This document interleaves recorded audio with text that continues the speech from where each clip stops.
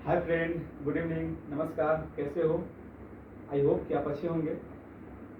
हम लोग आज 2-3 दिन से राजस्व व्यवस्था के पर चर्चा किए हैं। राजस्व व्यवस्था में जिसमें हम लोग राष्ट्रपति के शक्ति के भी एक शक्ति के बारे में भी बात किए, राष्ट्रपति को हटाने के भी बारे में बात किए कि किस प्रकार से राष्ट्रपति को हटाया जाता है, राष्ट्रपति को क्या क्या शक्ति है। तो कल हम लोगों ने जो अध्यादेश जारी करने का एक शक्ति को बताया था, उसी में राष्ट्रपति की एक और शक्ति है कि कार्यपालिका में राष्ट्रपति के कितना शक्ति है, कार्यपालिका शक्ति कितना है राष्ट्रपति के, उसके बारे में हम चर्चा करेंगे। तो चलिए आज हम लोग कार्यपालिका शक्ति देखते हैं राष्ट्रपति के पास कितना होता है। देखिए, कार्यपालिका शक्ति का मतलब क्या हुआ? कार्यपालिका शक्ति का मतलब ये हुआ कि राष्ट्रपति कार्यपालिका में, कार्यपालिका क्या होता है, जो भी हमारे सरकारी कर्मचारी होते हैं, जो सरकार के मतलब कि सरकारी जो भी मतलब कि कर्मचारी होते हैं, वो सारे के सारे क्या होते हैं, कार्यपालिका के सदस्य होते हैं, मतलब कार्यपालिका होते हैं। यानी कहने का मतलब जितने पुलिस स्टेशन हो गया, जितने भी सरकारी पद हुए, सभी क्या हुए, सेवा प्रदान करने वाला जो सरकारी पद होता है उसे कार्यपालिका का ही अंग माना जाता है। तो उनमें राष्ट्रपति को किसको नियुक्त करने का अधिकार है, किसको हटाने का अधिकार है, तो उसके बारे में बात करते हैं। देखिए, राष्ट्रपति के पास कार्यपालिका शक्ति क्या क्या है। तो पहला शक्ति यह है कि वह प्रधानमंत्री के मतलब कि आदेश पर वह मंत्रिपरिषद का गठन करेगा। एक कार्यपालिका शक्ति तय हो गया। तो पहले हम देख लेते हैं राष्ट्रपति के पास क्या क्या कार्यपालिका शक्ति है।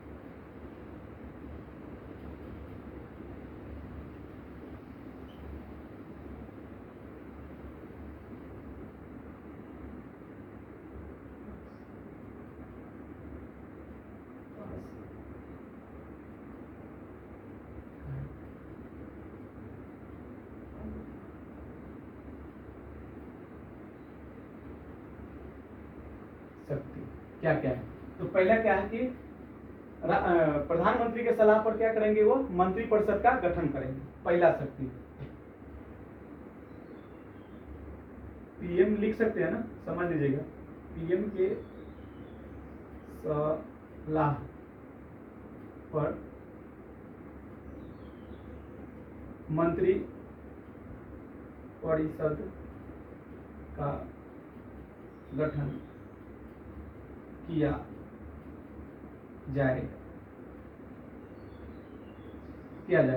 क्योंकि उन प्रधानमंत्री की सलाह पर, जब प्रधानमंत्री, देखिए होता क्या है कि जब चुनाव होता है और जो बहुमत दल होते हैं, वो बहुमत दल क्या करते हैं कि अपनी बहुमत दल जो होते हैं वो अपने नेता को चुनते हैं, सभी मिलकर एक नेता को चुनते हैं जिसे प्रधानमंत्री कहा जाता है। उस प्रधानमंत्री क्या करेंगे, जब उन्हें नियुक्त हो जाएगा तो वो, जब उन्हें चुन लिया जाएगा तो वो क्या करेंगे कि एक चिट्ठी तैयार करेंगे। उस चिट्ठी में जिनको जिनको मतलब कि मंत्री बनाना है उन सभी का नाम रहेगा। वो चिट्ठी को राष्ट्रपति के दे देंगे और राष्ट्रपति उसी के अकॉर्डिंग मंत्री को शपथ दिलाएंगे, उसको गठन करेंगे। तो ये एक शक्ति हो गया। दूसरा का शक्ति क्या हो गया? तो दूसरा का शक्ति हो गया कि सुप्रीम कोर्ट यानी कि सर्वोच्च न्यायालय, सर्वोच्च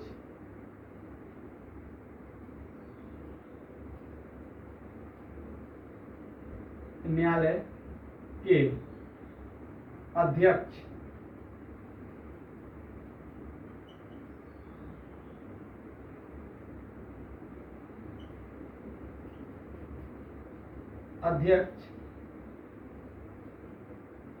और सर्वोच्च न्यायालय के मुख्य न्यायाधीश और न्यायाधीशों के गठन करेंगे।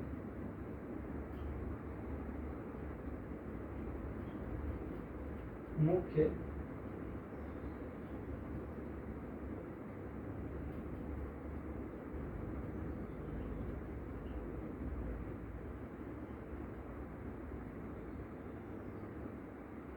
गठन करने का शक्ति, गठन करने की शक्ति। उसके बाद उसके मुख्य न्यायाधीश को भी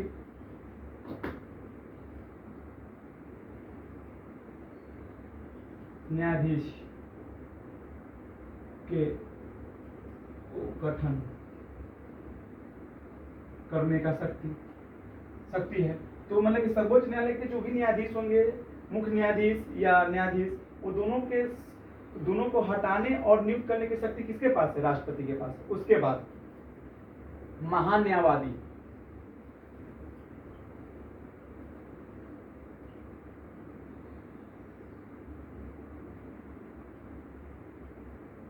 महान्यायवादी को गठन करने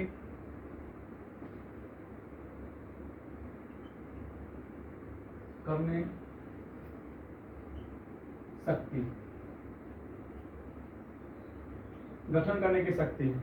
उसके बाद और इतना तो हो गया कि पीएम के सलाह पर वो मंत्रिपरिषद का गठन करेंगे, उसके बाद सर्वोच्च न्यायालय के न्यायाधीश और न्यायपालिका का गठन करेंगे, महान्यायवादी का भी गठन करेंगे। इसके साथ साथ वो क्या करेंगे कि वह राज्यपाल की भी नियुक्ति करेंगे। किसको करेंगे? राज्यपाल की नियुक्ति, राज्यपाल की भी नियुक्ति यही करेंगे। इसके बाद इसके साथ साथ क्या करेंगे?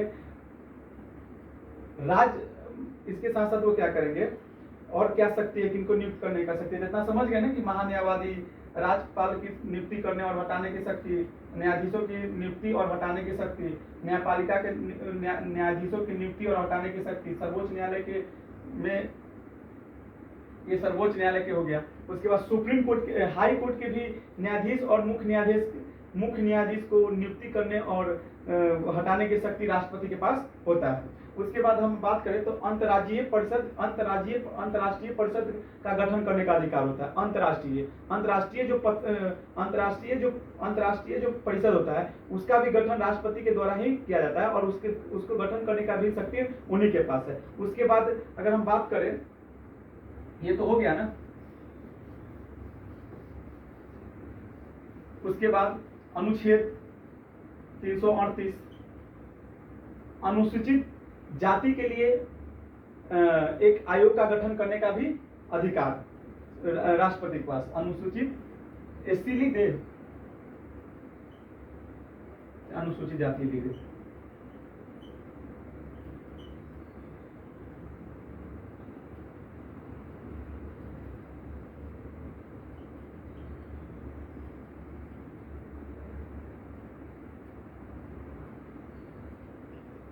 आयोग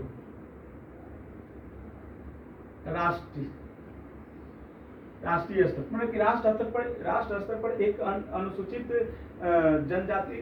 जाति के लिए भी एक आयोग का गठन करने का अधिकार दिया गया, जो हमारे संविधान में अनुच्छेद 338 में कहा गया है। उसके बाद 338 के ए में कहा गया कि अनुसूचित जनजाति के लिए भी एक आयोग की प्रावधान किया जाएगा राष्ट्रपति के द्वारा। तो राष्ट्रपति को क्या है कि अनुसूचित जनजाति के लिए एक आयोग का गठन करने का अधिकार है। यह क्यों किया जाता है? क्योंकि अनुसूचित आयोग का गठन क्यों किया जाता है? क्योंकि जो अनुसूचित जनजाति है या अनुसूचित जाति है, उन सभी को जिस समस्याएं हैं, उनकी जो आवश्यकताएं हैं, उनकी जो जरूरत है, उन सभी को इस आयोग के माध्यम से उसको पता किया जाता है, उसके समाधान किया जाता है इस आयोग के माध्यम से। उसकी समस्याओं को निपटान करने के लिए इस आयोग का गठन किया जाता है। तो अनुसूचित अब 338 के ए है, 338 के ए क्या है? अनुसूचित जनजाति, अनुसूचित जनजाति आयोग, अनुसूचित जनजाति आयोग का गठन करने का भी अधिकार राष्ट्रपति के पास है। इतना तो हो गया। उसके बाद 340 सामाजिक स्तर पर, समाज में आर्थिक स्तर पर तथा शैक्षणिक स्तर पर पिछड़े वर्गों के लिए एक आयोग का गठन किया जाएगा, जिसे ओबीसीज कहा जाता है। लिख देते हैं ओबीसीज या लिख देते हैं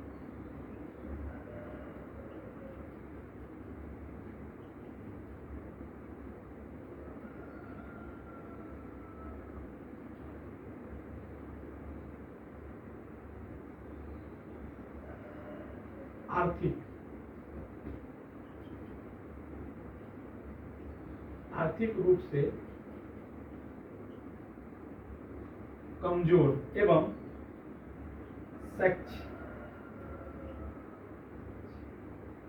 शैक्षणिक रूप से कमजोर के लिए एक आयोग का गठन किया जाएगा।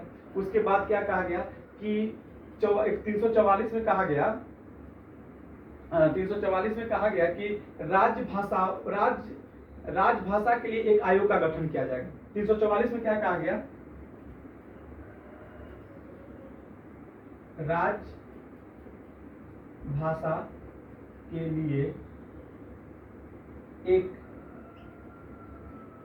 आयोग का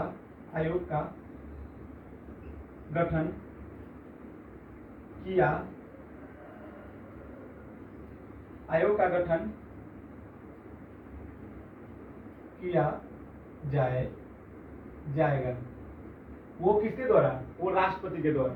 उसके बाद 350 के बी में यह भी कहा गया है कि जो भाषा के आधार पर अल्पसंख्यक है उनके लिए भी एक आयोग का गठन किया जाएगा। मतलब जो भाषीय आधार पर अल्पसंख्यकों के लिए एक आयोग का गठन किया जाएगा। यह जो हमारे संविधान में अनुच्छेद 350 के बी में दिया गया है। 350 के बी में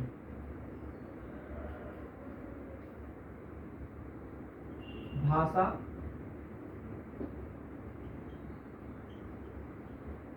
आधार पर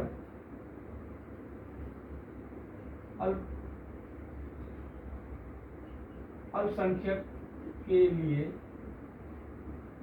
एक आयोग का गठन किया जाएगा।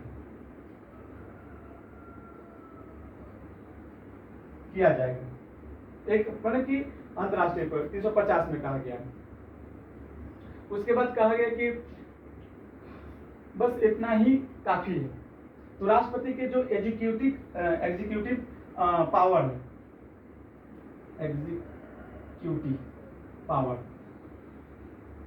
एग्जीक्यूटिव जो पावर है वो इतना पावर है राष्ट्रपति के पास। क्या क्या पावर है? तो एक बार जल्दी मतलब एक बार दोबारा सुन लीजिए जल्दी से कि पहले तो मंत्रिपरिषद पर क्या करेंगे? सलाह पर अन्य मंत्रियों का नियुक्ति करेंगे, उसका हटाने का पावर है।